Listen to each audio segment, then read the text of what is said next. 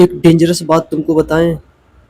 जिस भी चीज को तुम सबसे ज्यादा पकड़ करके रखना चाहते हो, वही चीज तुमसे सबसे ज्यादा दूर भागना चाहती है। एक बात सोच करके देखना, जिस भी इंसान के तुम रिप्लाई का इंतजार पूरे दिन करते हो, उसके ऑनलाइन आते ही तुम्हारा पूरा मूड बदल जाता है।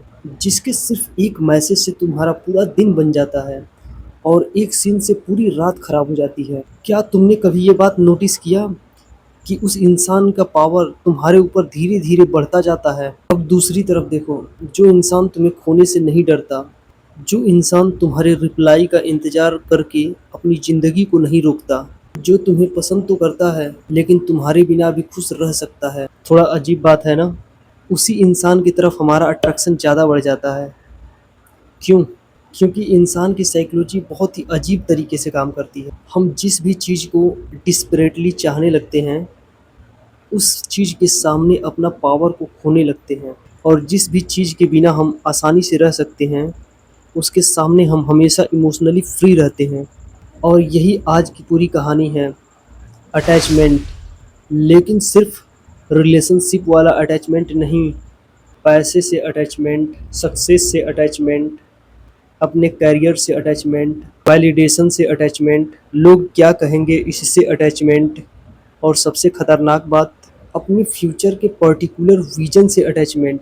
क्योंकि कई बार ज़िंदगी में हमें प्रॉब्लम इस बात से नहीं होती कि हमें बहुत कुछ चाहिए। प्रॉब्लम तो तब शुरू होती है जब ज़िंदगी से हम लोग कहने लगते हैं कि हमें यह चाहिए ही चाहिए, वरना मैं ठीक नहीं रह पाऊँगा। और आज मैं तुम्हें इसी ट्रैप से बाहर निकलने का तरीका बताने वाला हूँ। लेकिन उससे पहले एक छोटी सी कहानी सुनो। एक लड़का था, वह एक लड़की को बहुत पसंद करता था।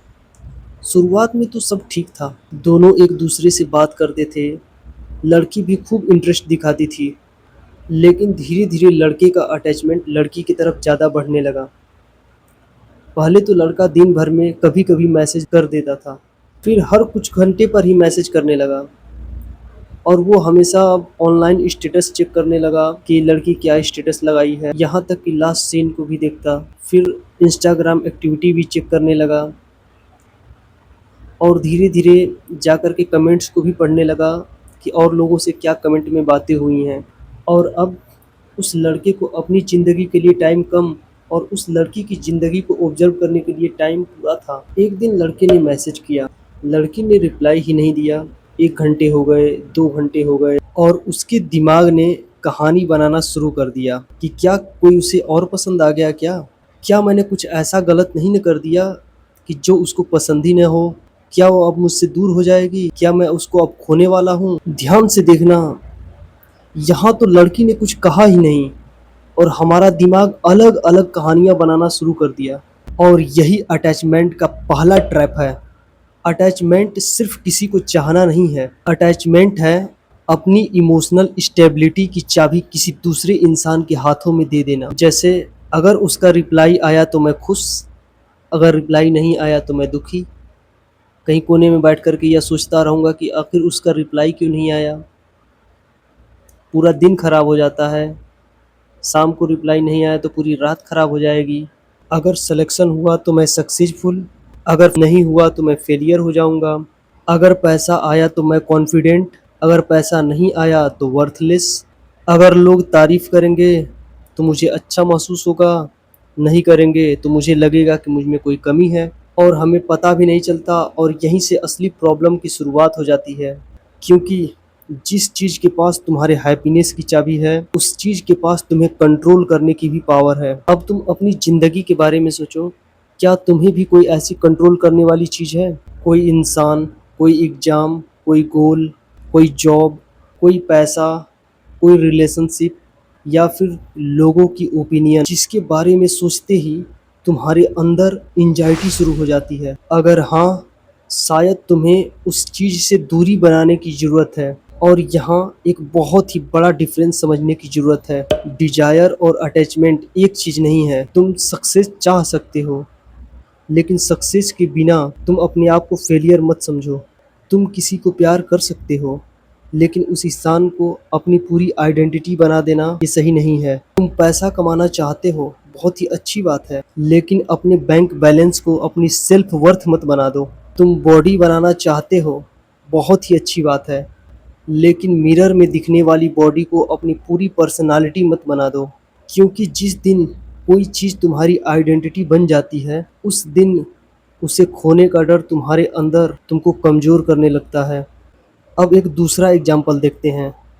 मान लो तुम्हें एक जॉब चाहिए, तुमने बहुत मेहनत की, एग्ज़ाम दिया, अब रिजल्ट आने वाला है। अब तुम्हारे दिमाग में सिर्फ एक बात है, तुम्हें यह जॉब चाहिए ही चाहिए। तुम पढ़ते हो लेकिन तुम्हारा ध्यान पढ़ाई में थोड़ा भी नहीं है। तुम रिजल्ट इमेजिन कर रहे हो।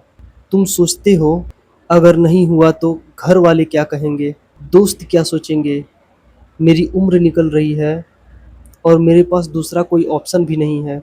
और धीरे धीरे तुम्हारा ब्रेन काम करने के बजाय सर्वाइवल मोड में चला जाता है। यही कारण है कि कई बार हम जानते हुए भी अच्छा परफॉर्म नहीं कर पाते हैं, क्योंकि हमारा पूरा फोकस प्रोसेस पर नहीं, आउटकम पर चला जाता है। लेकिन अब इमेजिन करो कि तुम खुद से कहते हो मुझे यह जॉब चाहिए, मैं पूरी मेहनत करूंगा, लेकिन मेरा पूरा फ्यूचर सिर्फ इस एक रिजल्ट पर डिपेंड नहीं करता। अब क्या बदला? सिचुएशन वही है, एग्ज़ाम भी वही है, कंपटीशन वही है, लेकिन पूरा तुम्हारा माइंडसेट बदल गया। अब तुम डर से नहीं, क्लैरिटी से काम कर रहे हो, और यही इमोशनल डिटैचमेंट की असली पावर है। अब यहाँ एक डार्क ट्रूथ भी है। कई बार हम किसी चीज़ को इसलिए नहीं पकड़ कर रखते कि हमें उस चीज़ से बहुत प्यार है। हम इसलिए भी पकड़ कर रखते हैं कि कई बार उस चीज़ के जाने से हमें अपने अंदर खालीपन महसूस होने लगता है। एक टॉक्सिक रिलेशनशिप में रहने वाला इंसान हमेशा उस इंसान से प्यार नहीं कर रहा होता। कभी कभी वह सिर्फ अकेलेपन से डर रहा होता है। एक खराब जॉब से चिपका हुआ इंसान हमेशा उस जॉब से प्यार नहीं करता। कभी कभी उसे अनसर्टेनिटी से डर लगता है।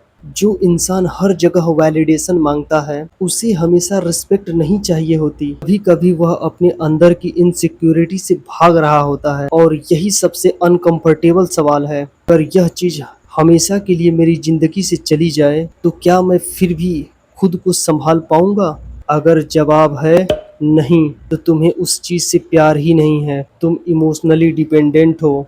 और डिपेंडेंसी को प्यार समझ लेना इंसान की सबसे बड़ी गलतियों में से एक है। अब सोचो, कल से तुमने ये डिसाइड कर लिया, मैं किसी दूसरे को इम्प्रेस करने के लिए अपनी पर्सनालिटी को नहीं बदलूंगा, मैं किसी को फोर्स नहीं करूंगा कि तुम मुझे समझो, मैं हर किसी से वैलिडेशन नहीं मांगूंगा, मैं हर रिजेक्शन को अपनी वैल्यू का प्रूफ नहीं मांगूंगा। तो शुरुआत में क्या होगा? तुम्हारा ईगो बोलेगा अगर मैंने चेस करना बंद कर दिया तो सब कुछ खो दूंगा। यहीं तुम्हें रुकना है, क्योंकि कई बार तुम्हें चीज खोने का डर नहीं होता, तुम्हें कंट्रोल खोने का डर होता है। तुम चाहते हो कि दूसरे लोग तुम्हें पसंद करें, तुम चाहते हो कि इंटरव्यूअर तुम्हें सेलेक्ट करें, तुम चाहते हो कि लोग तुम्हारी रिस्पेक्ट करें, तुम चाहते हो कि लोग तुम्हें सोशल मीडिया पर नोटिस करें। लेकिन दुनिया तुम्हारे इच्छा के हिसाब से नहीं चलती।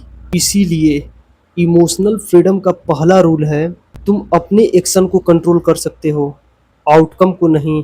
तुम मेहनत तो कर सकते हो, लेकिन रिजल्ट गारंटी नहीं कर सकते हो। तुम दूसरे को प्यार दे सकते हो, लेकिन सामने वाला तुम्हें प्यार करे इसकी कोई गारंटी नहीं।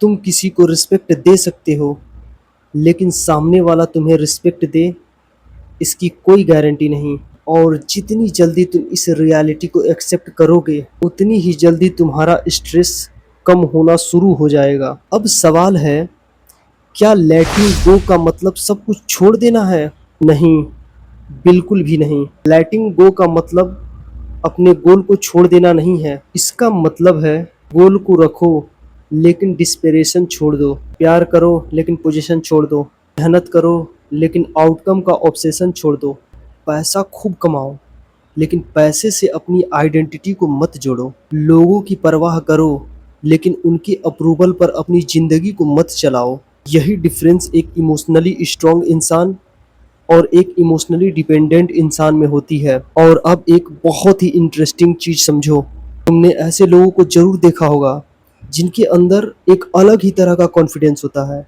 वो कमरे में आते हैं और उन्हें किसी दूसरे का अटेंशन लेने की जरूरत नहीं पड़ती है। वे अपनी हर बात को कहते हैं और उनको अपनी हर बात को जस्टिफाई करने की जरूरत नहीं पड़ती। कोई उन्हें पसंद करे या ना करे, उनको इस बात का कोई फ़र्क नहीं पड़ता है। उनके पर्सनैलिटी पर कोई असर नहीं पड़ता है। कोई उनकी तारीफ़ करे तो वो खुश हो सकते हैं, लेकिन तारीफ़ उनकी ऑक्सीजन नहीं होती। कोई क्रिटिसाइज़ करे तो वो सुन सकते हैं, लेकिन क्रिटिज़्म उनकी आइडेंटिटी नहीं बन जाता। वह इंसान इमोशनली इंडिपेंडेंस है, और यही चीज़ उस इंसान को नेचुरली अट्रैक्टिव बनाता है, क्योंकि यह दुनिया उस इंसान को ज़्यादा सीरियसली लेती है, जिसे दुनिया के अप्रूवल की ज़रूरत नहीं होती। अब एक छोटा सा एक्सपेरिमेंट करो अगले 7 दिन के लिए। जब हर बार किसी रिजल्ट को लेकर तुम्हें एंजाइटी फील हो, तुम सिर्फ अपने आप से एक सवाल पूछना, इस वक्त मेरे कंट्रोल में क्या चीज़ है? बस। अगर एग्जाम है तो तुम्हारे कंट्रोल में सिर्फ और सिर्फ पढ़ाई है। अगर इंटरव्यू है तो तुम्हारे कंट्रोल में सिर्फ और सिर्फ प्रिपरेशन है। अगर रिलेशनशिप है तो तुम्हारे कंट्रोल में सिर्फ कम्युनिकेशन है। अगर बिजनेस है तो तुम्हारे कंट्रोल में एक्सक्यूशन है। अगर कंटेंट क्रिएशन है तो तुम्हारे कंट्रोल में सिर्फ और सिर्फ कंसिस्टेंसी है। लेकिन व्यूज पूरी तरह कंट्रोल में नहीं, लोगों की ओपिनियन पूरी तरह कंट्रोल में नहीं, रिजल्ट पूरी तरह कंट्रोल में नहीं। और यही रियलाइजेशन तुम्हारे दिमाग को एक बहुत ही बड़ी फ्रीडम देता है। दूसरा रूल, अपनी आइडेंटिटी को किसी एक चीज के साथ मत जोड़ दो। ये कभी मत कहना कि मैं फेल्ड हूँ, तुम ये कहो कि मैं फेल हुआ हूँ। दोनों सेंटेंसेस में जमीन आसमान का फर्क है। पहला सेंटेंस तुम्हारी आइडेंटिटी को बताता है, और दूसरा सेंटेंस सिर्फ एक घटना को बताता है। तुम्हारा रिलेशनशिप खत्म हुआ, लेकिन तुम रिलेशनशिप में फेल नहीं हो। तुम्हारा रिलेशनशिप सिर्फ खत्म हुआ है। तुम सिर्फ एक एग्जाम में फेल हुए तो तुम फेलियर नहीं बन गए। तुम सिर्फ एक एग्जाम में फेल हुए हो। तुम्हारा बिजनेस नहीं चला तो तुम अनसक्सेसफुल इंसान नहीं हो।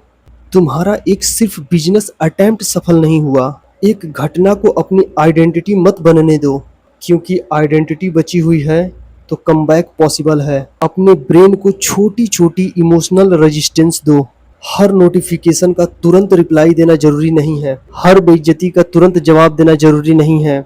हर आर्गुमेंट को जीतना जरूरी नहीं। हर किसी व्यक्ति को अपनी बात को समझाना जरूरी नहीं है।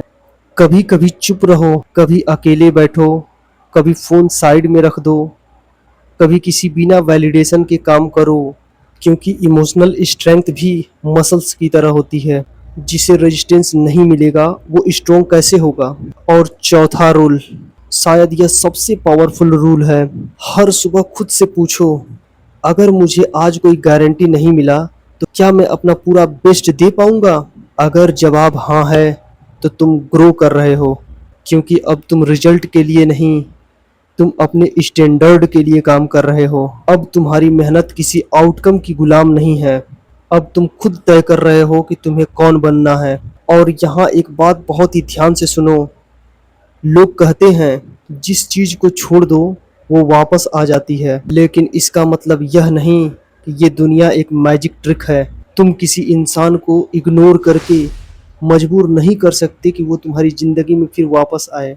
तुम पैसे को इग्नोर करके अमीर नहीं बन जाओगे। तुम सक्सेस को छोड़कर ऑटोमेटिकली सक्सेसफुल नहीं बन पाओगे। असल ट्रांसफॉर्मेशन बाहर नहीं, अंदर होता है। जब डिस्प्रेशन कम होती है तो तुम बेटर डिसीजन लेते हो। जब फियर कम होती है तो तुम बेटर परफॉर्म करते हो। जब वैलिडेशन की जरूरत कम होती है तो तुम ऑथेंटिक बनते हो। जब रिजेक्शन से डर कम होता है तो तुम ज्यादा ट्राई करते हो। और जब फेलियर से डर कम होता है तुम ज्यादा बार उठते हो। और यही असली पावर है।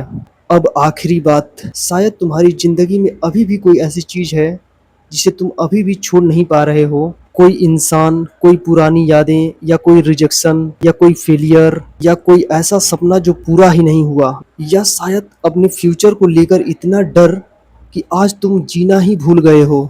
तो आज खुद से यह मत कहना कि मुझे आज यह भूल जाना है। बस इतना कह देना, मैं इसे अपनी जिंदगी को कंट्रोल करने नहीं दूंगा। तुम उसे चाह सकते हो, लेकिन उसके बिना टूटोगे नहीं। तुम सक्सेस चाह सकते हो, लेकिन सक्सेस न मिलने पर खुद से नफरत नहीं करोगे। तुम प्यार चाहते हो, लेकिन प्यार को पाने के लिए अपनी डिग्निटी को नहीं बेचोगे। तुम पैसा चाहते हो, लेकिन पैसों के लिए अपनी पूरी जिंदगी को एंजाइटी में नहीं जलाओगे। तुम रिस्पेक्ट चाहते हो, लेकिन हर किसी के सामने तुम रिस्पेक्ट पाने के लिए खुद को प्रूफ नहीं करोगे, क्योंकि जिंदगी का सबसे बड़ा पैराडॉक्स शायद यही है। जिस चीज को तुम डिस्पेरेटली पकड़ने की कोशिश करते हो वही चीज तुम्हें कंट्रोल करने लगती है। लेकिन जिस दिन तुम यह कह देते हो मैं इसे चाहता हूँ लेकिन मुझे इसकी जरूरत नहीं है कि मैं कौन हूँ यह तय करे, और उसी दिन तुम्हारी पावर वापस आ जाती है। और शायद यही इमोशनल फ्रीडम है, चीजों को छोड़ना नहीं, चीजों को अपनी आइडेंटिटी से अलग करना। अगली बार जब कोई रिप्लाई न करे तो अपने आप को याद दिलाना मेरा मूड उसके हाथ में नहीं है। जब कोई रिजेक्ट करे तो खुद से कहना यह मेरा रिजल्ट है, मेरी आइडेंटिटी नहीं। जब तुम्हें कोई क्रिटिसाइज करे तो याद रखना तुम्हें हर किसी को प्रूव करने की जरूरत नहीं है। और जिंदगी जब तुम्हारे प्लान के हिसाब से न चले तो खुद से कहना मैं आउटकम को कंट्रोल नहीं कर सकता लेकिन मैं अपनी अगली मूव को कंट्रोल जरूर कर सकता हूँ। और यही माइंडसेट तुम्हें धीरे धीरे इमोशनली स्ट्रांग बना देगा।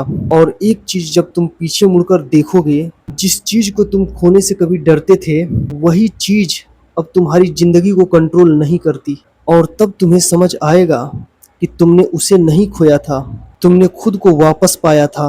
अगर यह वीडियो तुम्हें सिर्फ अच्छा ही नहीं लगा हो बल्कि यह तुम्हारे किसी पर्सनल सिचुएशन से कनेक्ट कर दिया हो, इस वीडियो को केवल देखकर छोड़ मत देना। आज तुम एक ऐसी चीज को आइडेंटिफाई करना जिसके साथ तुम्हारी अटैचमेंट तुम्हें कमजोर कर रही है, और खुद से एक सवाल पूछो कि अगर वह चीज मेरे पास न रहे तो मैं खुद को कैसे मजबूत कर सकता हूँ। और यहीं से बदलाव शुरू हो जाएगी। अगर यह वीडियो वैल्यूएबल लगा हो तो इस वीडियो को लाइक कर दो, और ऐसे ही साइकोलॉजी, सेल्फ इम्प्रूवमेंट और माइंडसेट वीडियो के लिए इस चैनल को सब्सक्राइब कर लो। और कमेंट बॉक्स में सिर्फ एक शब्द लिखना, लेट गो, क्योंकि शायद आज से किसी चीज को पकड़कर नहीं, खुद को पकड़कर चलना है। मिलते हैं किसी नेक्स्ट वीडियो में किसी नए टॉपिक के साथ। पूरी वीडियो देखने के लिए धन्यवाद।